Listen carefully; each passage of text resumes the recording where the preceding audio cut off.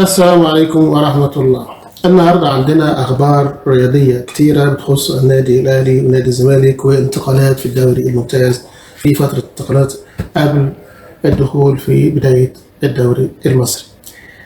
اللي حصل إن تم الاتفاق مع إليو ديانج نجم النادي الأهلي بعد مفاوضات شاقة بين الطرفين لتمديد عقده في الفترة اللي فاتت. إليو ديانج كان عايز يخش في الفئة السوبر في النادي الأهلي نظرا للمستوى الرائع اللي حصل ولعبوا في كاس العالم اللي فاتت ورضا الجماهير ورغبه النادي الاحتفاظ به في الفتره الجايه لاستمرار دعم الفريق في الفتره بتاعت بدايه الدوري وكاس افريقيا بطوله الابطال.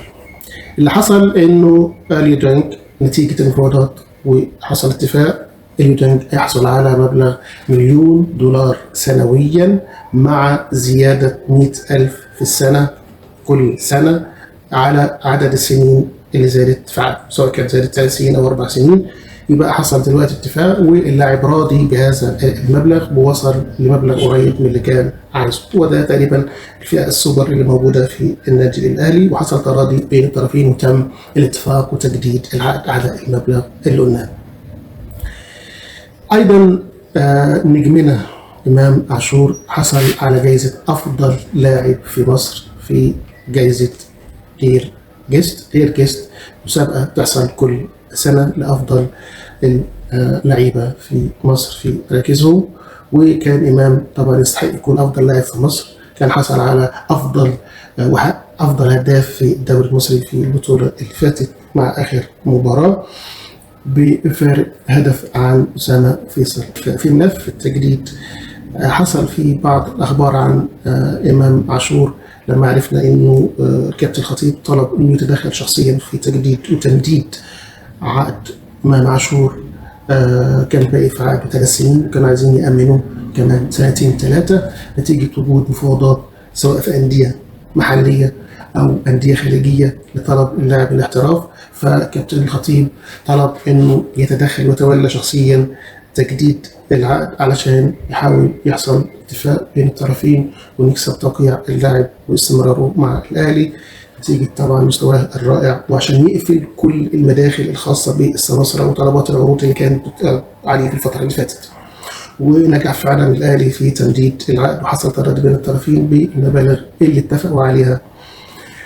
أيضا إمام عاشور آخر أخباره إنه يعني نتيجة الإصابة مش هيقدر يلعب أول ماتشين في الدوري، ولكن ممكن يلحق ماتش بيراميدز حسب تدريبات اللياقة والعلاج الطبيعي اللي هتحصل له في الفترة اللي جاية. فبالتالي أول ماتشين في الدوري إمام عاشور مش هيلعبوا فيخسروا النادي الأهلي حتى يتم التعافي من الإصابة اللي حصلت في كأس العالم للأندية، وإن شاء الله يرجع بسلامة ويواصل تألقه مع النادي الأهلي. ما زالت أخبار وسام أبو علي على الساحة موجودة. آخر الأخبار إن موقع سبورت 24 كان نزل خبر بخصوص رغبة نادي تركي أو نادي طرابزون في طلب التعاقد مع وسام أبو علي على سبيل الإعارة من نادي كولومبوس كرو الأمريكي نتيجة المستوى الرائع اللي حصل له وظهر به في كأس العالم للأندية على سبيل الإعارة. ولكن حصل تكذيب بعد كده من مصادر تم التواصل مع مندوب نادي طرابزون ونفى تماما هذا الخبر أنه لم يتم التواصل مع وسام ولا مع نادي كولومبوس بخصوص طلب التعاقد على سبيل الإعارة مع وسام أبو علي. بالنسبة لأحمد عبد القادر آخر أخبار أحمد عبد القادر بخصوص استمراره مع الأهلي وأخبار أنه هو تم تجميله في النادي الأهلي وبيحضر تدريبات أو ما بيحضرش أو العروض الاحترافية اللي حصلت له لتقديمته في الفترة اللي فاتت. إنه في أخبار بخصوص طلبات احتراف من نادي سيراميكا والنادي الأهلي ونادي زد ونادي بيراميدز، وطبعا الزمالك كان برضو حاول في محاولات إن هو يضمه، ولكن الأهلي طلب مبلغ لا يقل عن $600,000 للتنازل عن أحمد عبد القادر. أحمد عبد القادر دماغه فيها حاجة تانية، إيه هي؟ عايز يمشي ببلاش. وطبعا كان طلب قبل كده من الأهلي إن هم يتنازلوا عن بقية العقد، والأهلي رفض أن يتنازل عن حقه، إما إنه يجدد ويطلع إعارة أو إنه يتم انتقاله بالمبلغ اللي قلنا مش أقل من $600,000، وما زال يبحث عن عروض خاصة متوافق مع المبالغ اللي طلبها الاهلي. كان في كلام ان بيراميدز عايز احمد عبد القادر، اللي كان العرض المتقدم 90 مليون دولار ل3 سنين، يعني 30 مليون في السنه. انا شايف العرض دوت كويس بالنسبه لامكانيات احمد عبد القادر ورغبه بيراميدز انه يكون موجود معاهم في الفتره الجايه. وكان مع العرض ده طلب للاهلي لاحتراف لعيبه، 2 لعيبه من بيراميدز في الاهلي، محمود صابر واسامه جلال.